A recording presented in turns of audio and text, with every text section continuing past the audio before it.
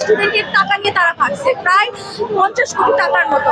এখন মানে কিছু আছে যারা টাকা আছে বেশি তারা দিতে পারছে, আর কিছু আছে তারা বেশিরভাগই মধ্যবিত্ত ফ্যামিলি, তাদের টাকা তো তারা জমি বিক্রি করে নিয়ে আসছে, তারপরে কেউ আছে লোন করে নিয়ে আসছে। এখন যে বাবা মারা আছে তারা এখন ভুক্তভোগী, এখন তারা তাদের সর্বহারা।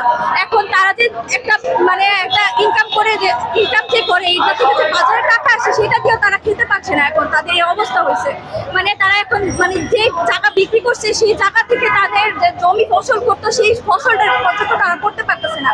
কেউ আছে তাদের বাসার দলিল বন্ধক রেখে তারপরে টিউশন পে করছে যে আমার ছেলে বিদেশ দিয়ে টাকা দিয়ে তারপর আমাদের বাড়িটা ছাড়াবে। এখন তারা বাড়ি ছাড়াও হয়ে গেছে। কিছু বাবা মা পারতেছে না, মানে সন্তানের মুখের দিকে তাকায় আছে, তারা সুইসাইড করবে। এখন মানে কিছু স্টুডেন্টও গেছে সুইসাইড করার জন্য। এবং কি আমারও মানে মাঝে মধ্যে ইচ্ছা হয় যে আমার অনেক ইচ্ছা আছে এখন আমি সুইসাইড করে মারা যাই, কারণ আমার তো এখন কিছু নাই, আমার পড়াশোনাও নষ্ট হয়ে গেছে, আমার 4টা বছর নষ্ট করছি তাদের কিছু।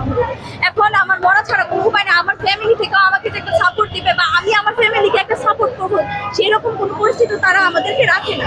এখন আমরা আমাদের প্রধানমন্ত্রীর কাছে এইটাই দাবি যে মানে আসামিদেরকে ধরে মানে যাদেরকে ধরা হয় না তাদেরকে ধরার ব্যবস্থা করা হোক। আমি বলতে চাই যে বিশেষ আসামি বলতে জুয়েল আর তুলি ম্যাম, ওনারা বিশেষ করে মানুষদেরকে ইনফ্লুয়েন্স করে, তাদেরকে মানে বোঝায় যে আপনারা টাকা দেন, মানে এরকম ভাবে বলছে আমাদেরকে যে সবার টাকাই তো দামি, সবাই তো অনেক কষ্ট করে টাকা কামায়, সব বাবা মার অনেক কষ্ট করে টাকা কামায়, সে টাকা দিয়ে আপনারা বিদেশ যাচ্ছেন। আমি তো আপনাদের স্বপ্ন পূরণ করবো, আপনাদের দরকার ভিসা, আমি আপনাদেরকে ভিসা এনে দিব, এটা আমার দায়িত্ব। ওনারা এভাবে বুঝাইছে। তো আমার শ্বশুর প্রথমে রাজি ছিল না তাদের মাধ্যমে করার জন্য। আমার শ্বশুরকে বলছে যে ওনাদের অফিসে নিয়ে যাওয়ার জন্য। যখন ওনাদের অফিসে আমার শ্বশুরকে নিয়ে যায়, আমার শ্বশুরকে তারা এরকম ভাবে বুঝাইছে যে আপনার মানে ছেলের বউকে যদি আপনারা ওই দেশে পাঠান, আপনার ছেলে ওনার সাথে যেতে পারবে, যে তাদের ওখানে সেটেল হবে, তাদের ওখানে বাচ্চা কাচ্চা হলে কানাডিয়ান সরকার বাচ্চাদেরকে অনেক মূল্যায়ন করে। তো মানে ওটা তো শীত প্রধান কান্ট্রি, ওইখানে মানে যারা নাগরিক আছে তাদের সন্তান হয় না, কারণ সব শীত প্রধান, তো তাই তারা বাংলাদেশের মানুষকে বেশি প্রেফার করে স্টুডেন্ট ভিসায় স্পাউস যাওয়ার জন্য। এরকম ভাবে আমার শ্বশুরকে ইনফ্লুয়েন্স করে। তো আমার শ্বশুর রাজি হয়ে তাদেরকে টাকা দেয়, টাকা দেওয়ার পরে তারা আমাদেরকে ঘুরায়।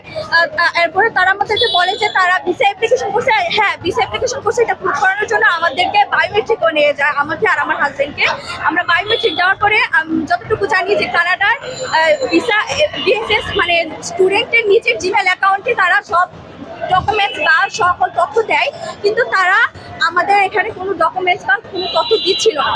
তো আমি মানে তাদেরকে নক করতাম যে আমাদের ভিসা সম্পর্কে বলেন, 1.5 মাস হয়ে গেল তারা জানে না। তারপর 2 মাস পরে উনি হঠাৎ করে বলে যে আমাদের ভিসা নাকি রিজেক্ট হয়েছে।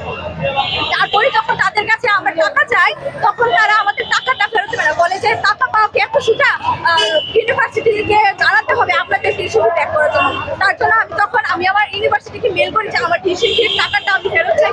তখন জানতে পারি আমার ইউনিভার্সিটি আমাকে জানায় যে আপনার মানে টিউশন ফি এখানে পেই করে নাই, তাহলে আপনারা মানে আমরা আপনাদেরকে কিভাবে টাকাটা ফেরত দেবো আপনাকে সেটা বলে। জানার পরে তখন আমরা যখন ওনাদেরকে বলি যে আমাদের টিউশন ফি দেওয়া হয় না, ওনারা বলছে না দেওয়া হয়েছে, আপনারা কিছু বলবেন না। আর যখনই ওনাদের কাছে জানতে চাইতাম যে আমাদের ভিসার মানে ডকুমেন্টসের কোনো ইনফরমেশন কেন পাচ্ছি না, আপনারা আমাকে পোর্টাল দেন, স্টুডেন্টের তো একটা পোর্টাল আছে ভিসা যে আমি অ্যাপ্লিকেশন করছি, ওই পোর্টালে পাসওয়ার্ডটা দেন আমাকে। বলে আমি যদি আপনাকে পাসওয়ার্ড দিই তাহলে আপনাদের কাজ আর আমি করবো না, তাহলে আপনারা নিজের ভিসা নিজে করেন, এটা বলছে।